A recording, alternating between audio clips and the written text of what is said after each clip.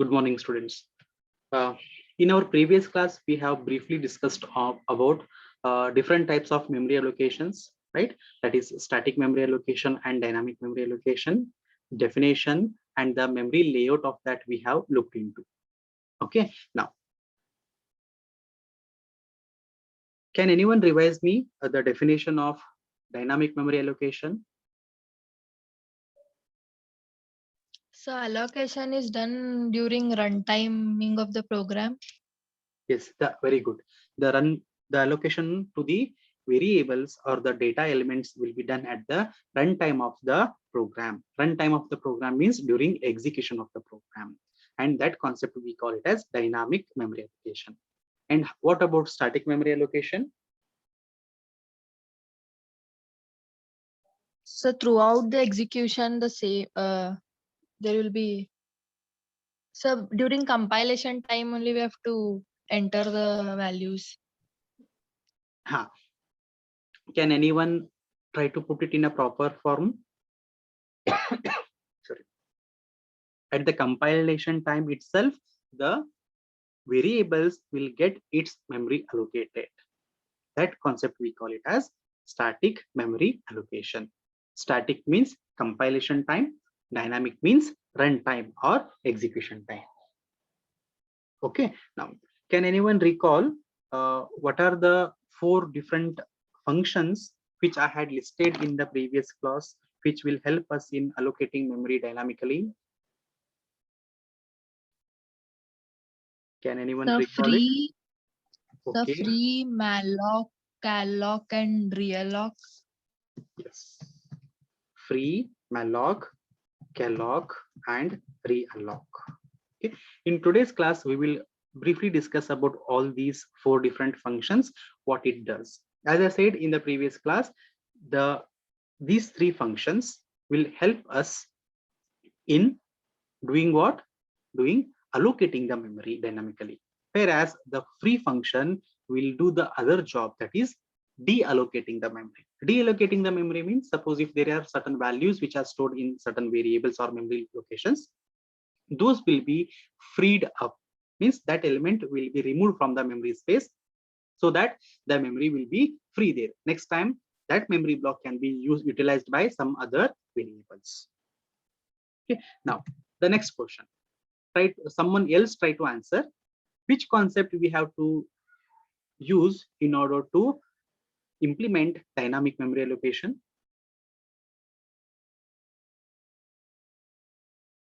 Which is the concept that we have to utilize in order to implement dynamic memory allocation.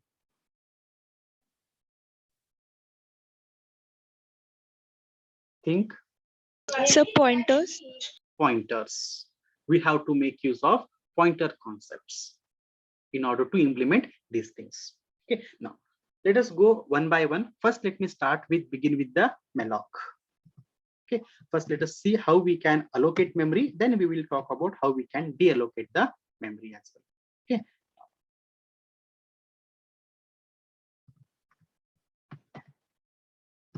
All these four functions are library functions. These are library functions. When I say library functions, means these are predefined functions. Since these are predefined, then these particular functions should be stored in one particular header file. That header file is called as stdlib.h. stdlib.h means standard library.h. It is one type of a header file which is part of a C programming or a C compiler language. It has a lot of varieties of functions. Few among them which will help us in dynamic memory allocations are these 4. That means what? If we want to write a program to utilize the dynamic memory allocation, then we need to write one more header file in the C program called as #include stdlib.h. If we don't include, then we cannot make use of these functions. Okay, so now onwards, any program, if I'm writing where I'm going to utilize the dynamic memory allocation, then you will find one more header file by the name standard lib.h. You may get a 2 marks question on this as well. Fine. Okay. Now let us study the syntax and how we can make use of malloc function. How we can make use of malloc function. As I said, malloc means what? It is memory allocation. Okay. First, let me put up the syntax of malloc. Okay. Now, syntax of malloc. Syntax of malloc goes in this way: P equals to, or in general we can say ptr equals to, okay, within the brackets int asterisk, okay, then malloc. We usually call it as sometimes malloc or malloc also. Okay, both way are fine here. Again, within the parenthesis, we will specify the byte size. Byte size. Okay, let me take up this int star here. Let me write a general term which is called, usually call it as cast type. We can call it as cast type and byte size, then semicolon. Now, let us try to understand these terms, what they mean. Here, PTR is, we know that what PTR is, it is a pointer. It is a pointer. Okay, then what about this cast type and byte size are, right? Now, we will tell to the compiler that we require certain amount of memory size which has to be allocated for dynamic memory allocation, right? So that is being done by what? The malloc function. When we say that, we need to tell to the compiler, or we need to tell to the runtime environment that how much of size is required, right? That how much of size will be retrieved by this byte size parameter. It will be retrieved by the byte size parameter. This byte size will let us know how many bytes of memory we want to allocate, right? This is number of memory blocks that we need to allocate. Number of memory blocks, or you can say number of bytes we need to allocate. Okay, then the next is, once that particular memory is allocated, we want it, that particular memory, to be used by one particular data type of the element. Right now, we may require that particular memory block to store integer values. We may require it for a character values, or we may even require it for a float values. So we need to tell for which particular values what type of values we want to allocate that particular memory, because based upon that itself, it is going to allocate those many blocks. So that will be done by this particular cast type. So this here cast type will convert, or it will put that particular pointer with respect to a different data types. It could be an integer pointer, or it could be a character pointer, or it could be a float pointer. Depending upon our use or our requirement, we can specify what type of this particular pointer we want to cast it. We want to typecast it. By default, whenever we allocate the memory using dynamic memory allocation, it could be malloc, calloc, realloc, any type of dynamic memory allocation. By default, the type of that particular pointer will be a wide. It will be a wide basically. This particular wide pointer, we now want to convert it into a specific type. So we need to cast that type, specifying it to be an integer or a character or a float type of a pointers. Okay, now let us try to see example here, how we can do it, right? The example would be, say, now we have one particular pointer, say P. P is equals to, I want to store it for an integer values. So in the first bracket, I will write it to be a int star, that is int asterisk. So I'm converting the pointer to a specific to an integer type of. Then next is what? Malloc function. Next is malloc function. Now I need to specify the size, right? Now size is what? Is basically this particular malloc will allocate single block. It will allocate single block of data or single block of memory. Single block of memory is not that only one byte here. Single block, when I say single block, it is not one byte. It is the number of bytes which are required for a specific data type. For example, how can I get to know the size of an integer? How can we get to know the size of a specific variables, students? Which particular function help us in getting the retrieving the function size of the variables or size of a particular data type? The size of function. Size of function, right? Using the size of function, I can very easily retrieve how much of size is required for that particular data, right? Then within this bracket, I can simply write it as, say, size of which particular data I want. I want it for an integer. So size of int I can specify. So this statement meaning is what? Allocate a single block of memory. Okay, why I am saying block of memory? Because the function is malloc or a malloc. Malloc allocates single block. Allocate a single block of memory. How much? Whatever size is required for the integer data type. Whatever size is required for the integer data type. So I am retrieving that size by writing a simple function, size of int. Okay, now once it is allocated, I will get a pointer which will be in the form of a void pointer. That void I am going to explicitly convert or cast it into a integer type of a pointer. So int asterisk, and then allocate that particular address to. What actually happens in the computer memory when we write this particular statement is that, now can anyone tell me, when I allocating the memory dynamically, where this particular memory will be created? It will be in the stack segment or it will be in the heap segment? Heap, sir. It will be in the heap segment. Heap. That means, suppose there are a lot of memory spaces available. Just think that these are all memory spaces, and there will be some memory space, okay, of 2 bytes. Say that 5001, and second one would be the memory address 5002. So these two memory blocks, this access will be given to whom? It will be available in the pointer. So there will be somewhere p, and this particular p might be, say, 1001 is the address of the p variable, that is p pointer. In this p, what it stores? It now stores 5001 memory block. It stores 5001 memory block. And this 5001 memory block is what? It is the heap section. Now, we can make use of this pointer p in order to store the value. How can I do? I can simply write a statement like asterisk p. Asterisk p, suppose asterisk p equal to 10 if I do. What is the meaning of this? Now, meaning is what? Value located into this particular p, wherever this particular p is pointing, right? In there, I need to update. Sorry, this is not asterisk, p equal to.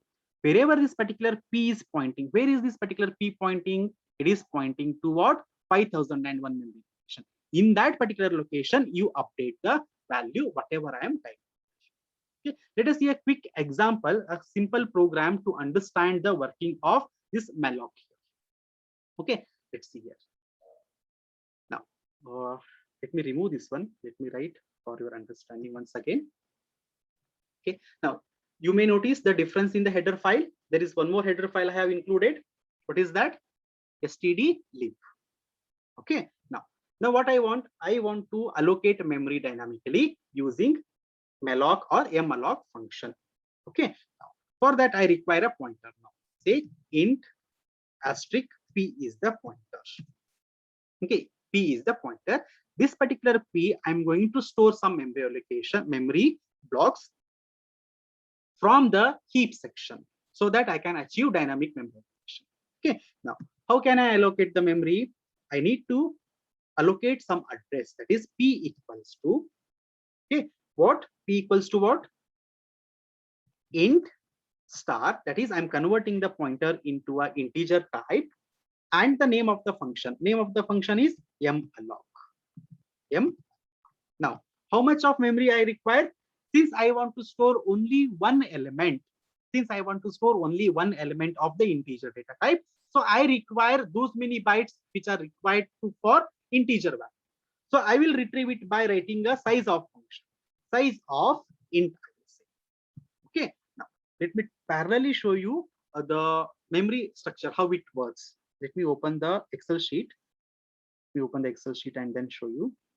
Give me a minute.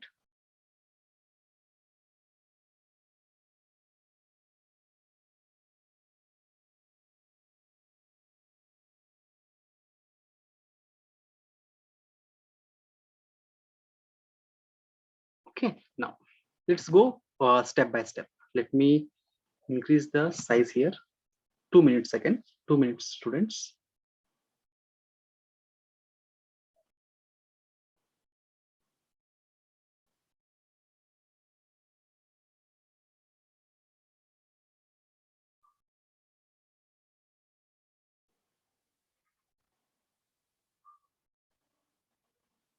Then other side, we will keep the program.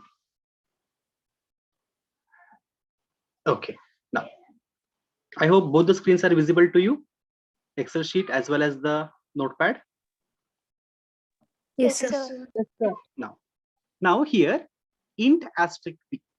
Now can anyone tell me this, when I'm declaring a pointer here, asterisk p, that is p, where this particular memory will be allocated?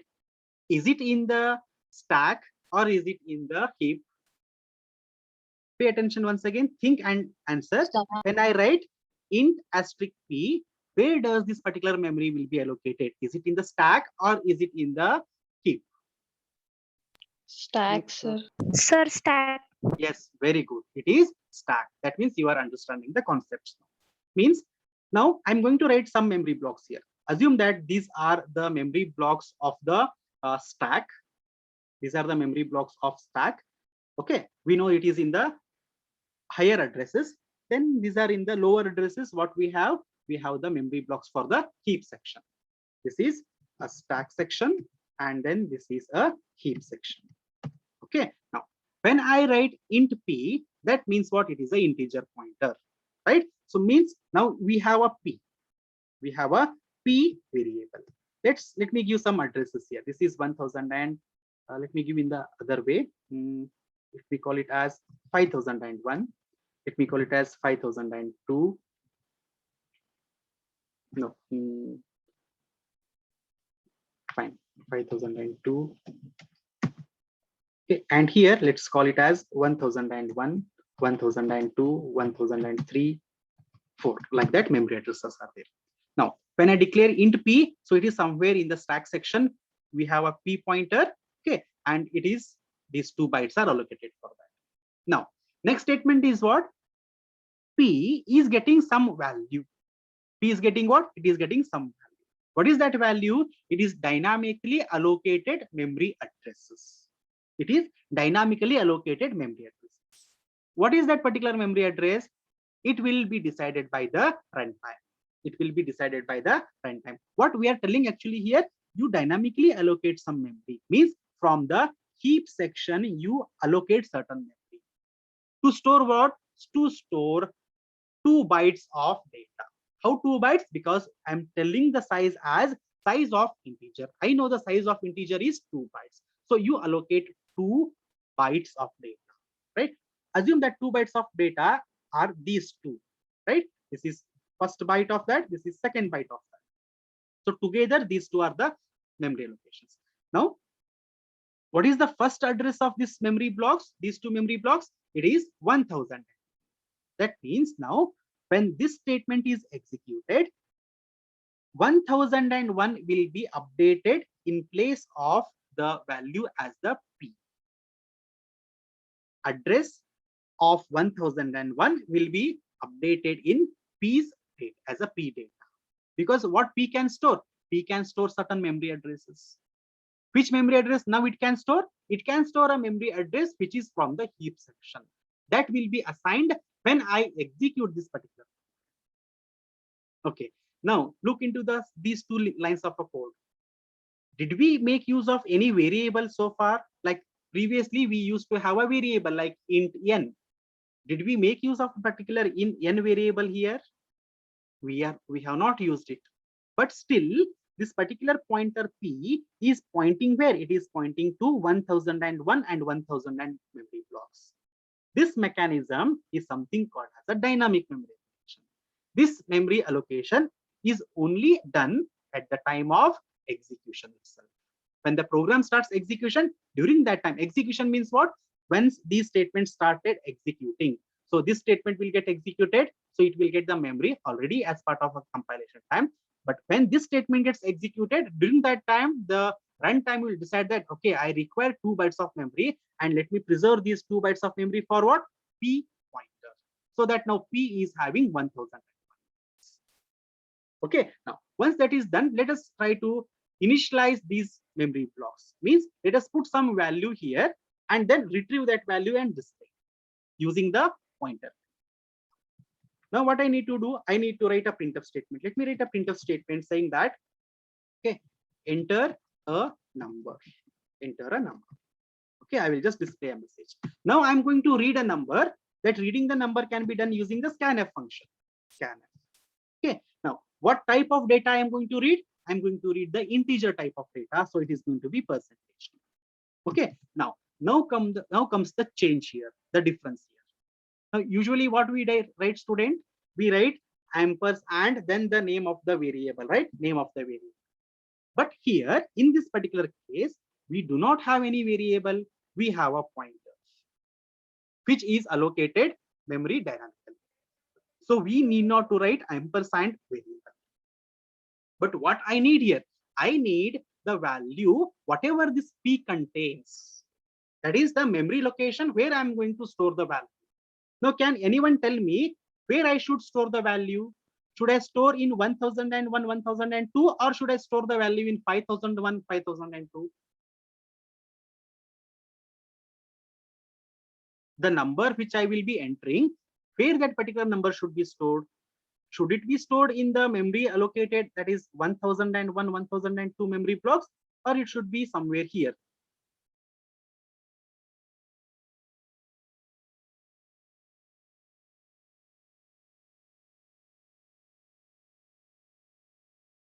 What do you think, students?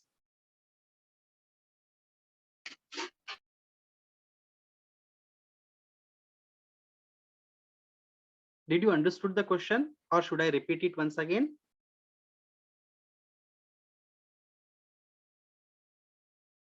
See, I'm going to enter a particular number, right? This number should be stored in the computer memory, right? Which concept we are studying now? Dynamic memory allocation or static memory allocation? Dynamic, sir. Dynamic, sir. Dynamic means where it will be stored, in the heap segment or the stack segment? Sir, in heap, sir. Heap segment, right? Now we have two different addresses here in this diagram. One is 5001 and other is starting from 1001. Now where that particular number should be stored? Sir, The in heap section. In the heap section. 1001. Yes, it should be stored in 1001 and 1002. How can I get the address 1001? By the pointer. Now the pointer P, what it contains? It contains 1001. So here the scanf statement, I just need to type P here. You need to, whatever number I enter, which is in the form of an integer, that number you have to store where? Wherever this particular pointer is pointing. Wherever this particular pointer is pointing. Where is this particular pointer pointing? It is pointing to 1001 and 1002 memory blocks. That is, starting address is 1000. Suppose if I type the number as a 10, that 10 is going to be stored over here. It is going to be stored over here. Now the memory, whichever we had allocated at this particular line, in that memory location, we have assigned a certain value, that is 10. Okay, now to retrieve that value, what we can do? We can simply write one more statement, printf. Okay, now we can say that you have entered the corresponding number, say %d/n. Now, how can I get this particular value? This time I can use asterisk and then asterisk and P means what? Value located at that particular memory address. So memory address is 1001. At 1001, what is the value located? It is 10. And now this is going to display value as 10. Okay, let us quickly compile this program and check, and we'll go for a execution of this. There are no errors. Okay, and run the program. Now enter a number, say 10. You have entered 10. Now we entered a simple number, integer number, and we just printed that number. But here the memory, whatever it was allocated to store this particular value 10, it is not from the stack section. It is not a compile time memory or a static memory. It is the dynamic. Do you ever see any variable here in this program? Like how initially we used to have int a, int m?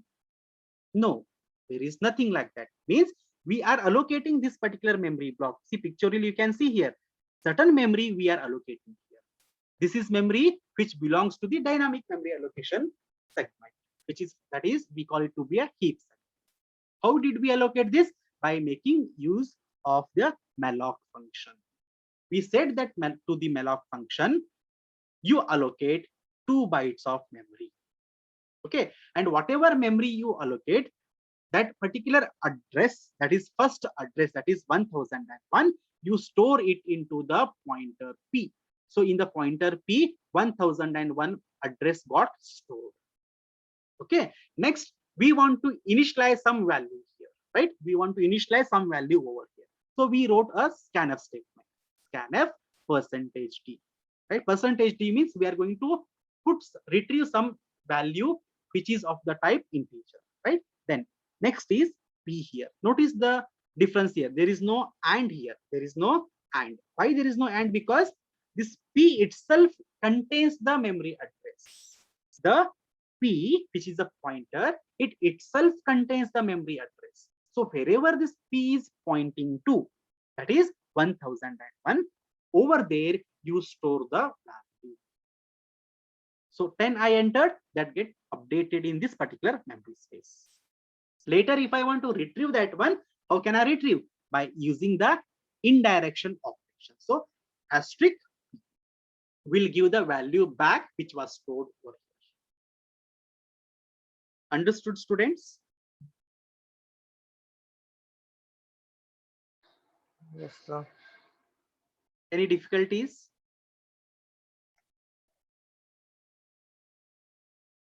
This is entirely a new type of program, right? Which you have seen so far, because so far we were writing a program wherein we were making use of only the static type of variables, that is compile time variables. But here in this program, we are making use of something called as a dynamic variables. That's why these concepts are advanced concepts of a C program. Understood, students? Yes, sir. Yes, sir. Since we have allocated the memory dynamically, we have to delete this memory again dynamically itself. We need to delete this particular memory dynamically itself. How can we delete? By making use of another function called as free. Another function called as free. The name itself suggests, right? Free. Free means free up the memory which you have allocated. Free up the memory means whatever memory you had allocated dynamically, you deallocate again dynamically. And again dynamically means what? No more this particular memory will be accessible. That means, suppose I want to deallocate the memory which I have allocated for the pointer p, then this particular free function, the function free, will take the parameter as the name of the pointer. So here name of the pointer is what? P. When I write free p, what it will do? Whatever it has allocated here, this 10 will be removed and this 1001 will be removed from here. Meaning is that p does not contain anything. Again, p is available for any, p will never exist in this particular. P will be removed off. Whatever the value we had allocated here, 1001, that will get rid of that. So that will be done by simply executing free. Okay, now let us quickly write some simple program, try to modify this program to add two numbers. To add two numbers, we require how many pointers here? 2 pointers. Let me call them as first one as P1 and second one as P2. Okay. Now, can you tell me what should be the statement I need to write? Let me remove these statements here. Now, I have declared two pointers, P1 and P2. So, diagrammatically, let me represent that. That is, this is P1 and this is P2. Okay. Let me drag the memory addresses here also.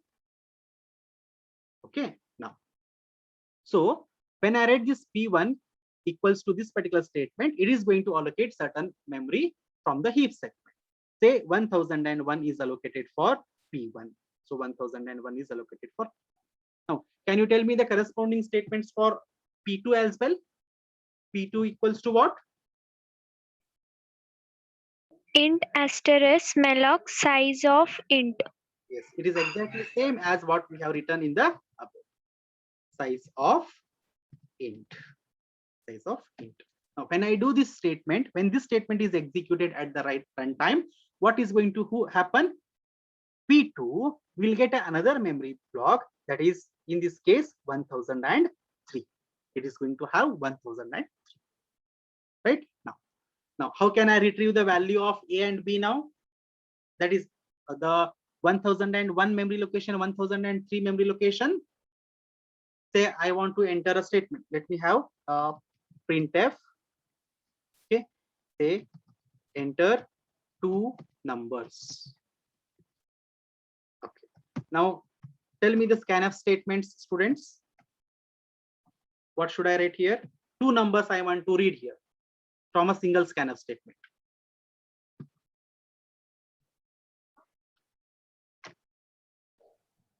Sir, 2 modulus D. Modulus D, modulus D. Yes, next. So then P1 and P2. We just need to write P1, comma, P1, P2. so notice that there is no ampersand symbol because P1, P2 itself contains the memory location. So wherever this P1 contains memory location, at that particular memory location, you write or you update the value which you are going to enter at the first time. And the second time number which we enter, that will be stored in the memory address pointed by this particular. Okay. Now we need to perform the sum of that, right? To perform the sum directly, I will display it in the printf statement. Say printf sum is equals to percentage d. Okay, then /n. Now here I want to add the values which are stored in 1001 and 1003. Say this is 5 and this is 10.